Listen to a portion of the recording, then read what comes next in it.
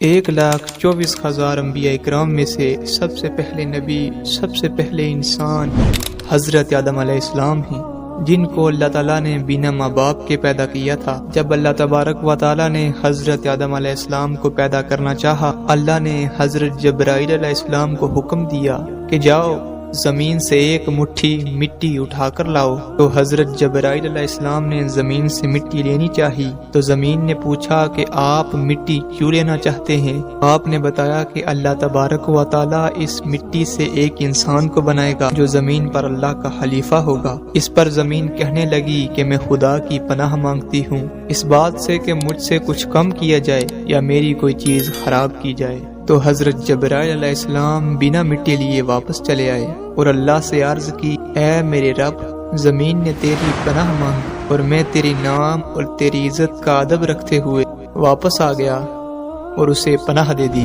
پھر اللہ تبارک و تعالیٰ نے حضرت میکائیل علیہ السلام کو بھیجا تو وہ بھی اسی طرح واپس آ گئے۔ تو پھر اللہ تبارک و تعالیٰ نے حضرت اسرائیل علیہ السلام کو بھیجا۔ جب زمین نے ان سے پناہ مانگی تو انہوں نے فرمایا کہ میں اس بات سے اللہ کی پناہ مانگتا ہوں کہ اس کی بات پر حکم کیے بغیر میں چلا جاؤں۔ پھر انہوں نے زمین سے مٹی لی اور اللہ کی بارگاہ میں حاضر ہو گئے۔ تو پھر اس طرح اللہ تبارک و تعالیٰ نے حضرت اسرائیل علیہ السلام کو روح قبض کرنے کا حکم دے دیا اور اللہ نے فرمایا کہ تم نے ہی اس مٹی کو زمین سے الگ کیا ہے اور تم ہی اس مٹی کو واپس ملاؤ گے۔ تو اس طرح اللہ تبارک و تعالیٰ نے ان کا نام ملک الموت رکھ دیا۔ ہمارے پیارے نبی حضرت محمد مصطفیٰ صلی اللہ علیہ وآلہ وسلم ارشاد فرماتے ہیں کہ اللہ تبارک و تعالیٰ نے حضرت آدم علیہ السلام کو ایک مٹھی مٹی سے پیدا کیا ہے جو پوری زمین سے لائی گئی تھی، جس میں لال، سفید، کالی، نرم اور سخت مٹی شامل ہے۔ حضرت آدم علیہ السلام کی مٹی میں 60 قسم کے رنگ شامل تھے۔ وہ تمام رنگ آپ کی اولاد میں پائے جاتے ہیں۔ جب زمین سے مٹی آ گئی تو مٹی کا گارا بنایا گیا، پھر اس پر کئی سال بارش برسائی گئی، پھر اس کو ہواؤں کے ذریعے خشک کیا گیا تو بجنے والی مٹی کی طرح ہو گئی جیسے کہ ٹھیکری۔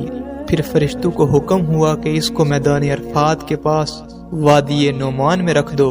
اس کے بعد اللہ تبارک و تعالیٰ نے اپنے دستے قدرت سے حضرت آدم علیہ السلام کا پتلا بنایا۔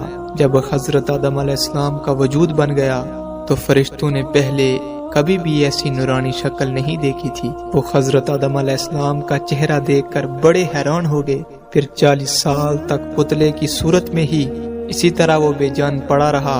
پھر اللہ تبارک و تعالیٰ نے روح کو حکم دیا کہ حضرت آدم علیہ السلام کے جسم میں داخل ہو جاؤ۔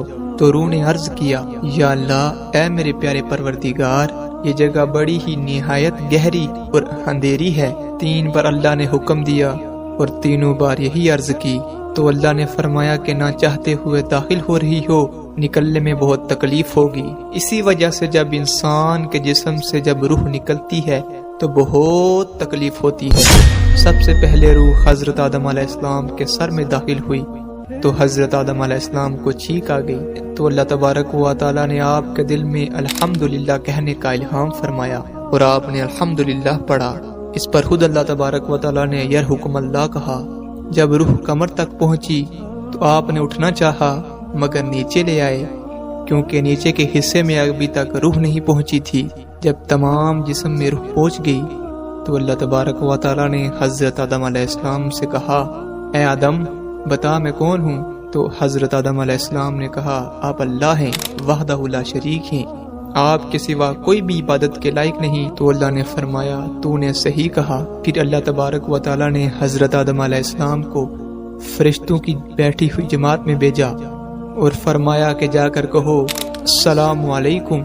تو انہوں نے فرشتوں سے کہا السلام علیکم، تو فرشتوں نے جواب دیا علیک السلام ورحمۃ اللہ۔